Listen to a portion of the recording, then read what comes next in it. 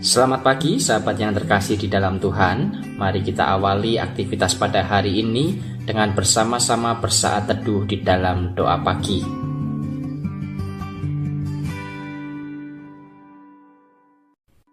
Mari sahabat, kita ambil waktu sejenak untuk mempersiapkan diri kita sebelum kita bersama-sama datang ke hadirat Tuhan. Waktu hening dipersilahkan.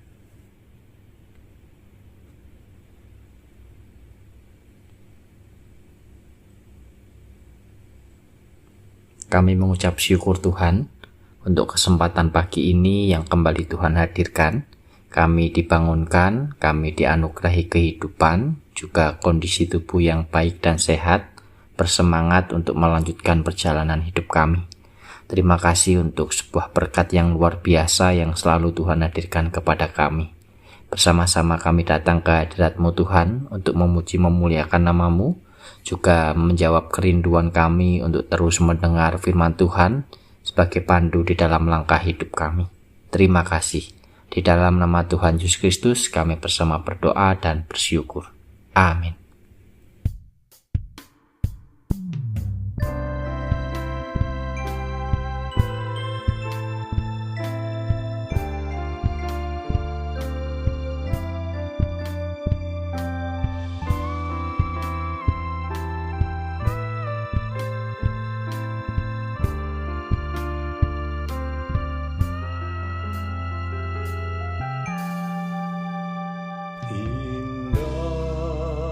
Indahnya saat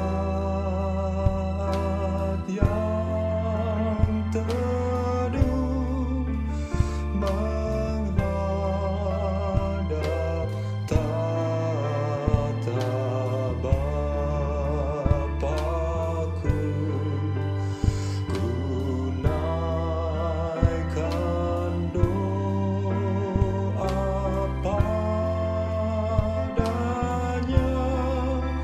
sehingga hatiku lega di waktu bimbang dan gentar. Jiwaku aman dan segar, ku bebas dari seteru di dalam saat yang teduh.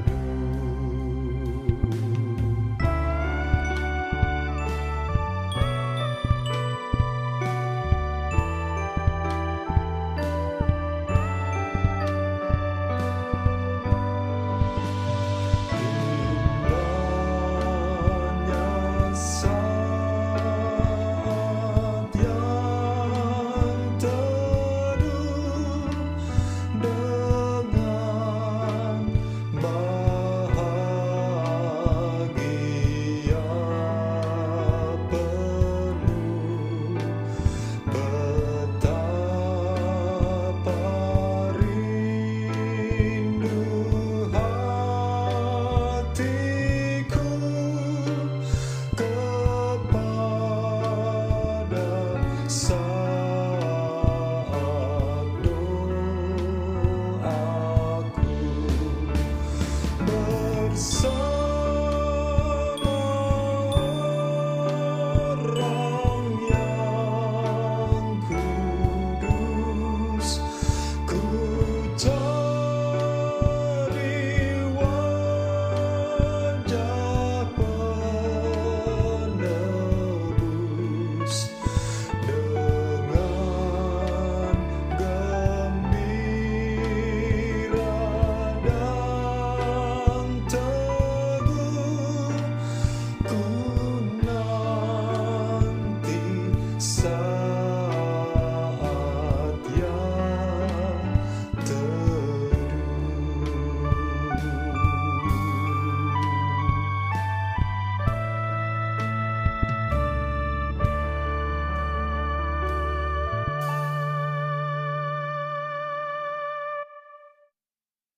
Sahabat yang terkasih di dalam Tuhan, firman Tuhan yang akan bersama kita renungkan didasarkan dari Amsal pasal yang ketiga. Kita akan membaca pada ayat yang kelima. Amsal pasal 3 ayat 5, demikian firman Tuhan. Percayalah kepada Tuhan dengan segenap hatimu, dan janganlah bersandar kepada pengertianmu sendiri. Sahabat yang terkasih, bersyukurlah karena kita diciptakan oleh Tuhan lengkap dengan memiliki akal budi. Ditambah kita juga diberi kehendak bebas oleh Tuhan untuk memilih dan menjalani hidup ini. Akal budi inilah yang juga menjadi pembeda antara kita dengan ciptaan Tuhan yang lain. Saya sebut saja mungkin tumbuhan dan juga binatang. Maka dari itu, sejak masih kecil manusia dibiasakan untuk mengasah dan memperdalam kemampuan otaknya melalui jenjang pendidikan dan juga pendidikan non-formal lainnya. Hal ini jelas membuat kita memiliki banyak pengetahuan, memiliki logika berpikir yang baik, juga kecerdasan yang luar biasa.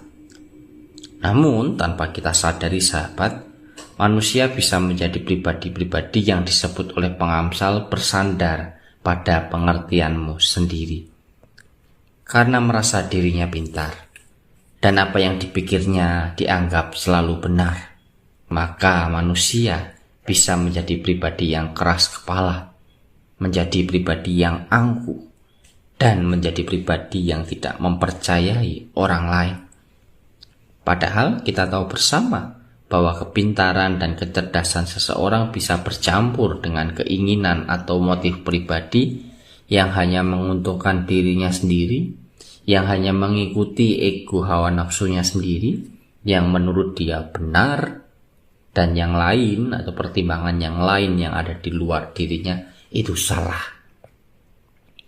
Sehingga yang namanya iman seolah hanya menjadi identitas yang menempel pada dirinya. Ia mengabaikan kebenaran yang berasal dari Tuhan. Ia tidak percaya dengan rancangan rencana Tuhan dalam hidupnya. Ia tidak mengandalkan Tuhan.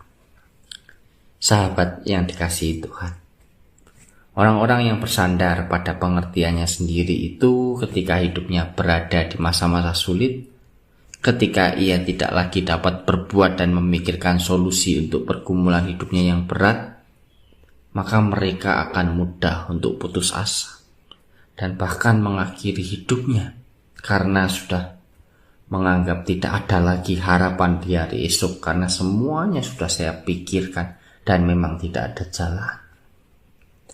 Mereka menjadi demikian karena tidak ada lagi solusi yang ditemukan yang dapat menolong dan memberi semangat untuk dapat bertahan hidup. Hal ini sangat berbeda dan tidak kita temukan ketika kita melihat orang-orang yang percaya dan menaruh harapan hidupnya dalam pengasihan Tuhan, dalam tangan pengasihan Tuhan. Karena bagi orang-orang percaya di dalam Tuhan ada kesembuhan. Di dalam Tuhan ada pembebasan. Di dalam Tuhan ada pemulihan. Di dalam Tuhan ada harapan. Di dalam Tuhan ada masa depan yang indah. Yang namanya persoalan hidup tidak mungkin tidak bisa kita lalui bersama dengan Tuhan.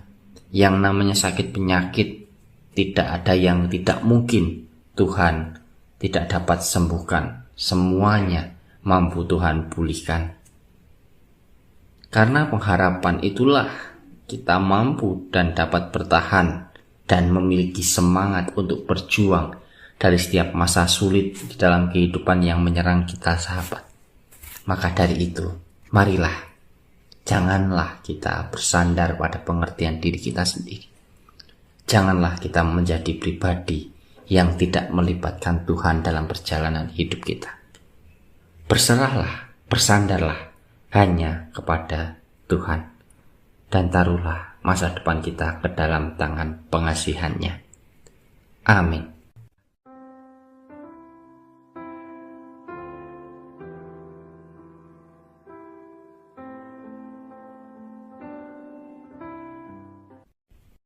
Mari kita berdoa. Sungguh besar kasih setia Tuhan yang kami rasakan di dalam kehidupan ini. Kasih Tuhan inilah yang senantiasa menguatkan dan memberi semangat bagi kami untuk terus berjuang di dalam kehidupan. Kami menyadari bahwa kehidupan ini tidak mudah. Ada dinamika, ada pergumulan naik turun kehidupan. Maka dari itu, kami siap untuk menjalaninya.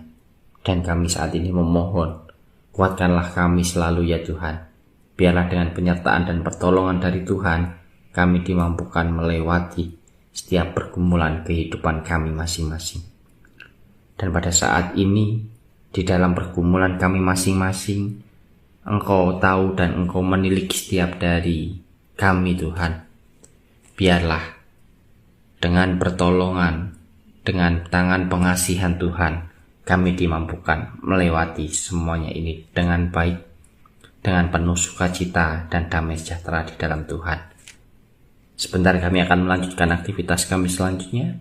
Kami ingin menyerahkan semuanya hanya ke dalam tangan pimpinan Tuhan saja. Terima kasih Tuhan. Di dalam nama Tuhan Yesus Kristus kami berdoa dan memohon. Amin.